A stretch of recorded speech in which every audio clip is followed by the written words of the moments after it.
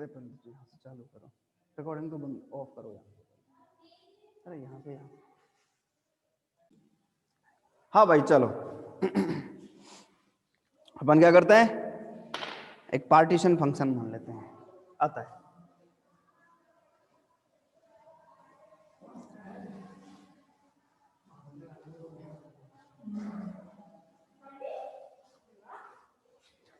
अच्छा देखो, ये तो कुछ और आ रहा है। हाँ भाई सुनो जरा, आता है। द्विपरमाणु गैस के लिए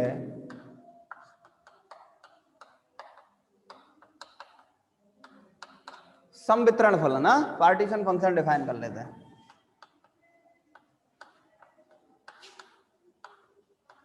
क्या होगा संवितरण फलन? z equal to summation e की पावर माइनस के बीटा ई। जरा इसको इसके जैसे लिख लेते हैं अपन, है इज इक्वल टू, इसको मैं जरा ऐसे लिख देता हूँ, समेशन, एक्सपोनेंशियल ज्यादा ठीक सा लगेगा, है exponential E T plus E R plus E V plus ई अपॉन के टी।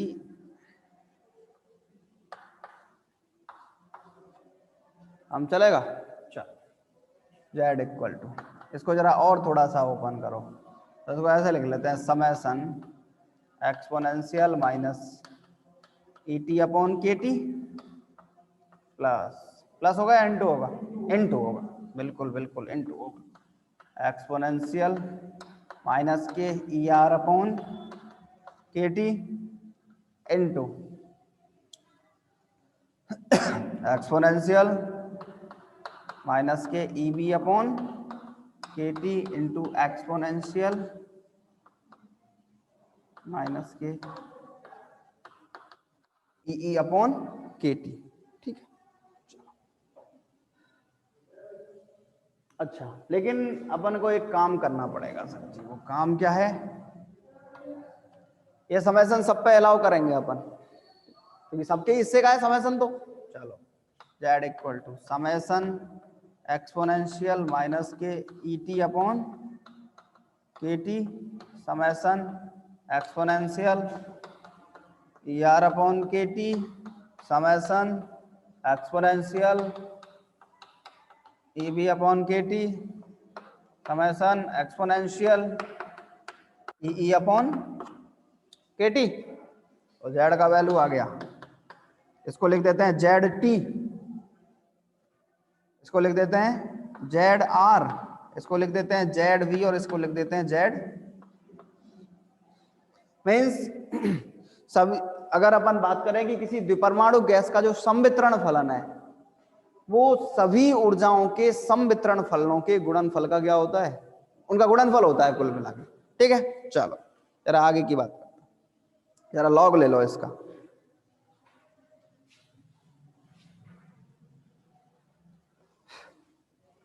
लॉग लेने पर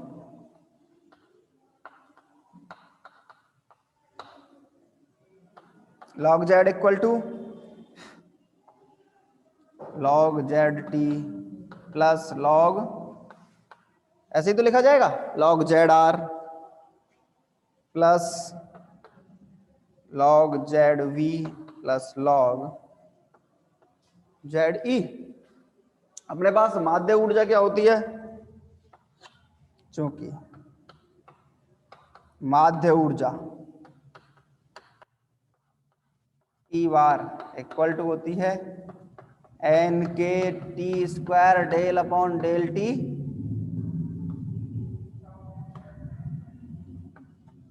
लॉग ऑफ जेड। चलो इसलिए E bar is equal to N K T square, देखो del upon del T, log Z का value रखोगे तो पूरा value रखना पड़ेगा आपको, लॉग सबको अलग अलग लिख लें भाई, ये सब पे अप्लाई होना है, इसका मतलब सब पे अलग अलग अप्लाई करो भाई। अगर मान लो ऐसे है आपके पास del over del X x plus Y, तो इसका मतलब क्या है, इस पे भी अप्लाई होएगा और ये तो मतलब होता है इस सब का। चलो अप्लाई कर दो, del over del T log Z R plus del over del T log Z V plus del over del T log Z E. सबको अलग अलग करोगे तो देखो N K T square del upon del T log Z T आएगा, नहीं आएगा, plus N K T square del upon del T. इसका मतलब ये जो पोजीशन है अपने पास, सबके लिए अलग अलग ऊर्जाएं हो जाएंगी। अगर अपन बात करें कि ये तो ट्रांसफर की माध्य ऊर्जा है, वो रोटेशन की माध्य ऊर्जा है, वो वाइब्रेशन की माध्य ऊर्जा है, और वो उत्तेजन की माध्य ऊर्जा है। ठीक है, अब जरा अपन एक और काम करते हैं, अपन जरा इसकी विशिष्ट ऊष्मा के बारे में और बात करते हैं इसी के साथ। आओ जरा देखो, चूंकि विशिष्ट ऊष्मा, या ऐसे लिखें, चूंकि द्विपरमाणु गैस की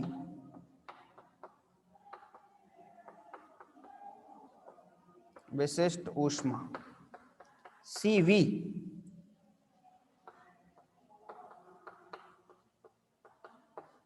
del u over del T at constant V। Actually उसका मीनिंग ये है कि जैसे भाई पात्र में भरी है गैस, जिसके बारे में अपन डिस्कस कर रहे हैं। अब पात्र के आयतन से ज्यादा तो गैस नहीं हो सकती। अगर किसी बंद पात्र में गैस भरी हुई, खुले पात्र में तो आप गैस भर ही नहीं सकते। आपको उसके लिए क्या करना पड़ेगा, पात्र को बंद रखना पड़ेगा। अगर गैस बंद पात्र में भरी है तो इसका मतलब क्या है, उसका आयतन तो फिक्स है, वो नियत आयतन पर विशिष्ट ऊष्मा। तो इसका मतलब डेल ओवर डेल टी, अगर ये लगाना चाहे तो अपन इसको इस तरीके से भी तो लिख सकते हैं, N K T square del square upon del T square. Del upon del T सबके हिस्से में आएगा ना,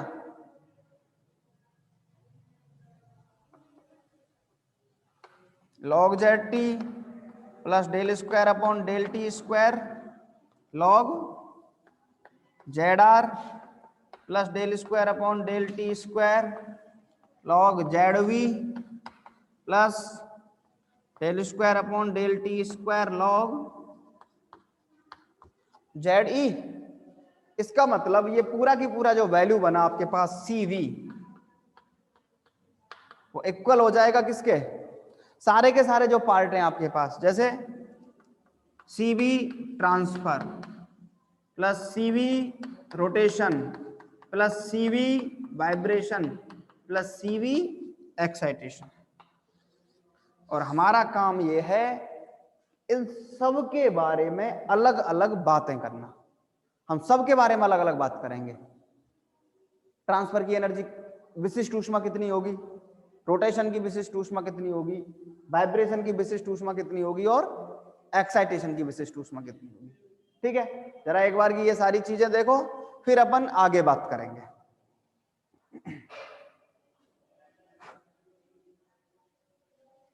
फिर एक एक करके सबके बारे में अलग अलग बातें करते हैं। देखो जरा एक बार फटाफट से,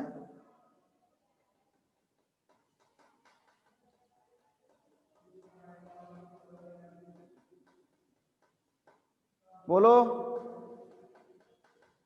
आगे बात करें।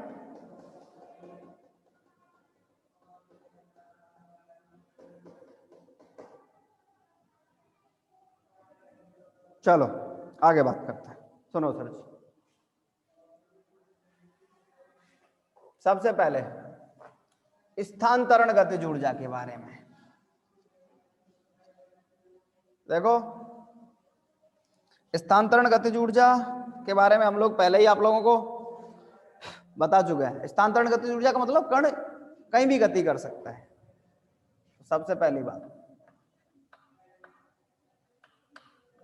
स्थानांतरण गतिज ऊर्जा वो क्या कहता है, देखो स्थानांतरण गतिज ऊर्जा के बारे में वो कहता है कि जो द्विपरमाणु गैस का जो पार्टिकल है वो भी एक परमाणु गैस के जैसे ही गति करता है। मीन्स द्विपरमाणु गैस का अणु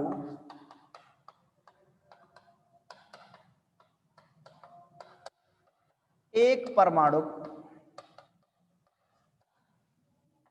गैस की तरह सभी संभव दिशाओं में क्या कर सकता है, गति कर सकता है।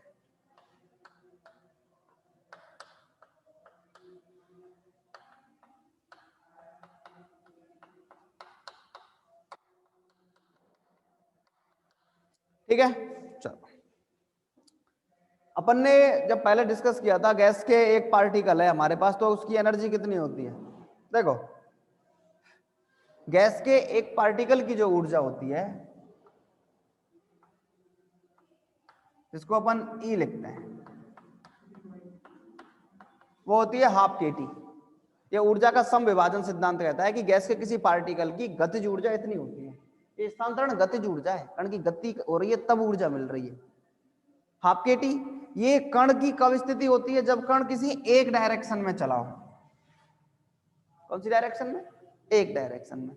अगर पात्र में रखा है कण तो कितनी डायरेक्शंस में चल सकता है, 3 डायरेक्शन में। तो कण की एनर्जी कितनी हो जाएगी, 3/2 kT एक कण की है। अगर गैस में इतने ऐसे ही n कण हो, n का मतलब आवोगाद्रो संख्या के बराबर के कण हो, यदि गैस में n कण हो, और n का मतलब यहां पर आवोगाद्रो नंबर से ले रहे हैं, जो n जो कण है वो किसके हैं, आवोगाद्रो संख्या है। चलो तो कितना हो जाएगा, E bar equal to 3/2 n kT, मतलब 3/2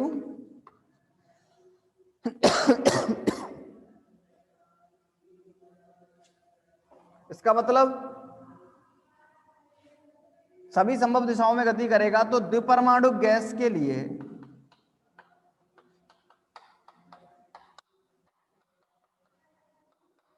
ये स्थिति एक परमाणु गैस की होती है, और वही की वही स्थिति किसकी है, द्विपरमाणु गैस के अणु की स्थानांतरण में। तो कण इधर चला जा, इधर चला। अब ऐसा तो हो नहीं सकता सर जी कि भाई एक इधर चला जाए एक इधर चला जाए, ऐसा पॉसिबल है क्या भाई। जैसे H2 है,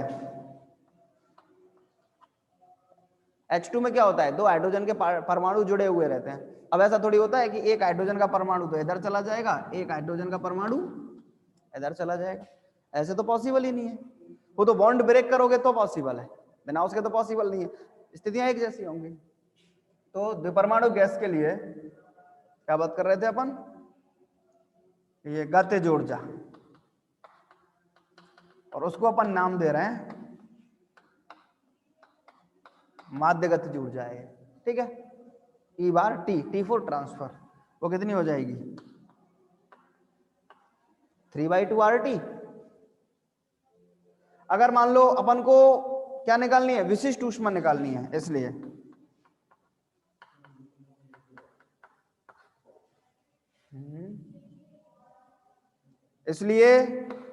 विशिष्ट ऊष्मा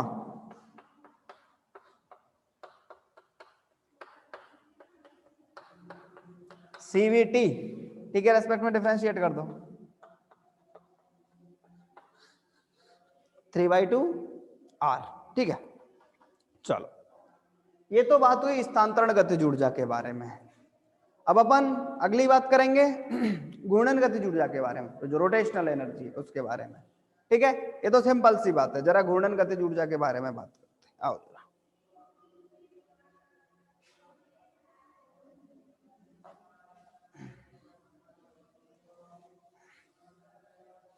देखो घूर्णन गतिज ऊर्जा के बारे में वो क्या कहता है,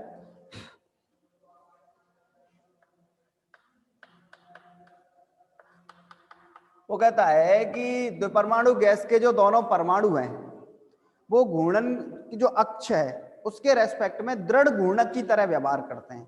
मींस जो घूर्णन के कारण उसकी आकृति में परिवर्तन नहीं आ सकता। दृढ़ घूर्णक वर्ड का मीनिंग यह है कि अगर वो पार्टिकल घूर्णन करे किसी एक्सिस के रेस्पेक्ट में तो उसमें कोई विकृति नहीं आएगी। उसमें कोई विकृति नहीं आएगी। ऐसा नहीं हो सकता साहब पार्टिकल का द्रव्यमान कम हो जाए, आयतन घट जाए, ऐसा नहीं होगा। तो वो दृढ़ घूर्णक है। तो कहता है कि जो परमाणु है, जो परमाणु गैस का, वो घूर्णन अक्ष के सापेक्ष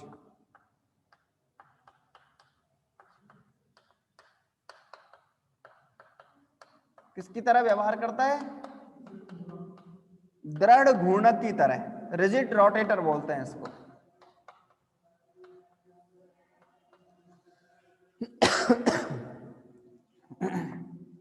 वो रिजिड रोटेटर की तरह क्या करता है? व्यवहार करता है। और क्वांटम यांत्रिकी में किसी ऊर्जा स्तर में, जैसे मान लो रोटेशन का कोई ऊर्जा स्तर अपन मान लेंगे, जैसे जे है, जे को कोई ऊर्जा स्तर मानेंगे, तो किसी ऊर्जा स्तर में कण की जो ऊर्जा है उसको लिखने का एक तरीका होता है। आओ,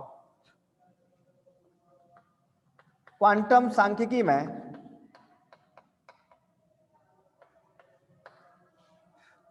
किसी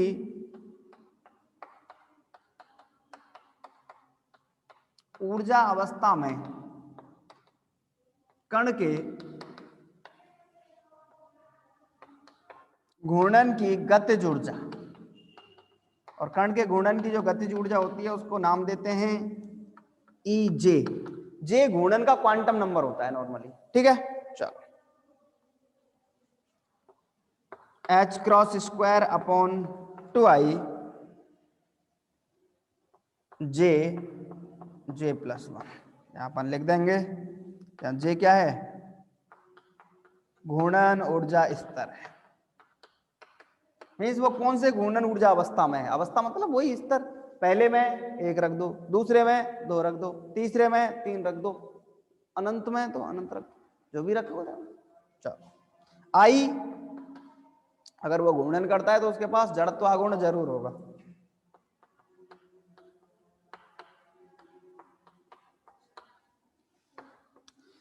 ये किसी घूर्णन अवस्था या किसी, अपन ने कहा था किसी ऊर्जा अवस्था, ऊर्जा अवस्था का मतलब जे में कण के घूर्णन की ऊर्जा है, ठीक है। अपन क्या करेंगे इसके लिए? वही संवितरण फलन निकालेंगे, z इक्वल टू e की पावर माइनस के बीटा ई का वैल्यू रख देंगे, समेसन आएगा, समेसन को इंटीग्रेशन में कन्वर्ट करेंगे, आगे और सॉल्व करेंगे, कोई सॉल्यूशन लेंगे, ठीक है। चलो, और ये सारी बातें अपन अगली क्लास में करेंगे, ठीक है। आज के लिए इतना ही।